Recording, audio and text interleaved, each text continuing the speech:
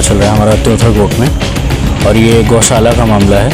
हमारी निजी ज़मीन में गौशाला बताकर हमारी ज़मीन को मतलब ज़बरदस्ती वहाँ पे निर्माण कराया जा रहा है। कौन करा रहे हैं? ये गांव के सरपंच हैं विकास सिंह, तो उनके जबरन द्वारा स्थगन है हमारे पास। तो उनके तब भी स्थगन मिलने के बाद अभी 31 जनवरी 2025 को फिर से मिला है स्थगन, तब भी निर्माण कार्य रोका नहीं जा रहा है, वो लगाए हुए हैं।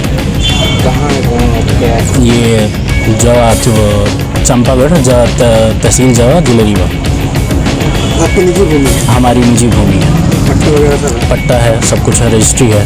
जब निजी भूमि है तो जब ये लोग उसमें गौशाला निर्माण कराना शुरू किया तो क्या आप उस समय पर आपने इसका विरोध नहीं किया? किया क्या कुछ बात हुई?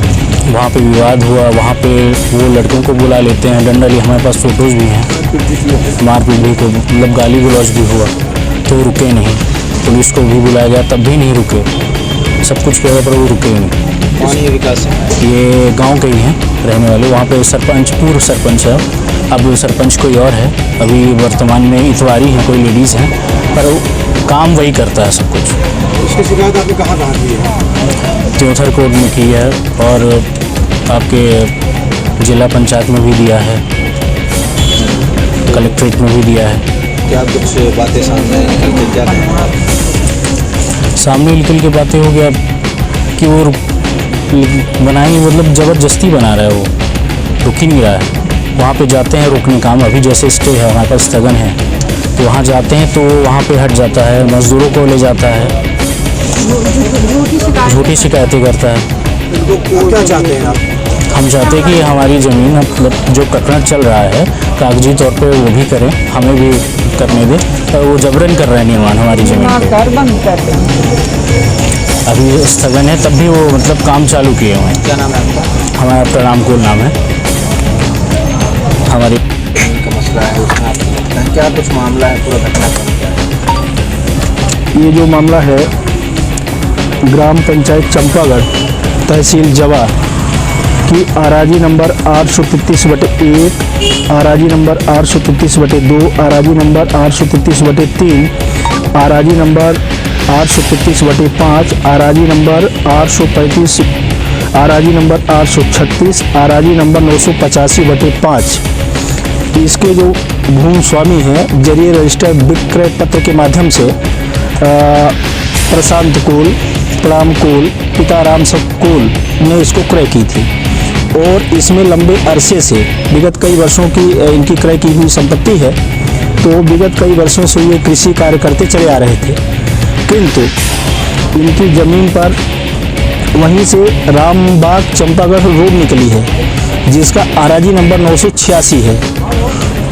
986 की आड़ में तत्कालीन वर्ष 2021 के सरपंच जो जाति भावना से ग्रसित होकर के और इन लोगों को कोल नीच अछूत मान करके इनकी ज़मीन को नुकसान पहुंचाने के उद्देश्य से इनकी ज़मीन पर 986 की आड़ में इनकी ज़मीन को दबाते हुए और लंबा गौशाला का निर्माण कार्य करना शुरू कर दिए, जिसकी शिकायत भूमि स्वामियों द्वारा तहसील जवा, अनुविभागीय अधिकारी जवा, तत्कालीन अपर कलेक्टर के यहाँ इनने मामला चलाया।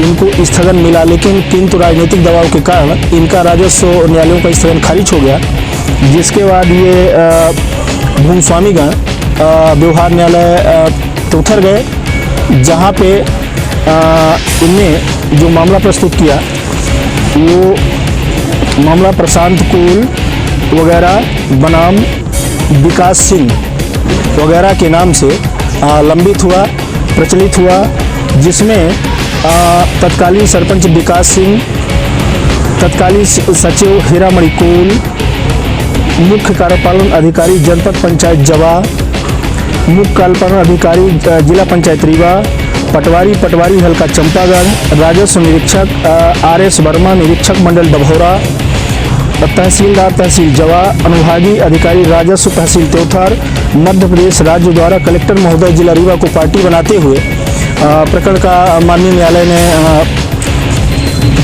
परीक्षण प्रारंभ किया, जिसमें मेरे द्वारा, मैं एज अधिवक्ता इसमें पैरवी की, जिसमें मेरे द्वारा आदेश 39 नियम 1-2 के तहत माननीय न्यायालय से स्थगन चाहा प्रतिवादी गणों के विरुद्ध, जिसमें माननीय न्यायालय द्वारा 25/9/2021 को माननीय न्यायालय द्वारा प्रतिवादी गणों के विरुद्ध स्थगन जारी किया और मौके पर पूरी तरह से निर्माण कार्य रोक लगाने का माननीय न्यायालय ने आदेश जारी किया।